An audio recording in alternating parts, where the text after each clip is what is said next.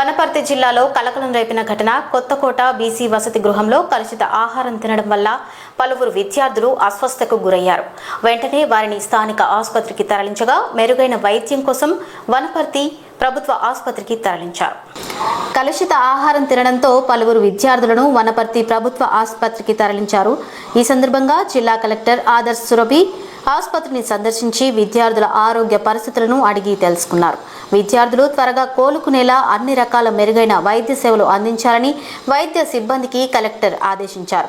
అంతకుముందు స్థానిక శాసనసభ్యులు తూడి మేఘారెడ్డి, శాసనసభ్యులు జి మధుసూదన్ రెడ్డి కూడా ఆసుపత్రిని సందర్శించి వైద్యులతో మాట్లాడారు. విద్యార్థులకు ఎలాంటి లోటుపాట్లు లేకుండా చికిత్స అందించాలని వారు సూచించారు.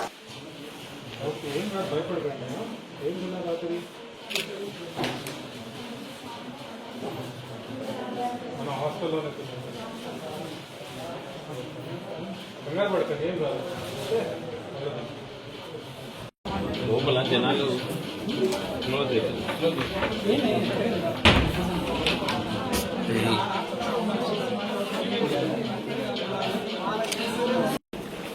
చీకటి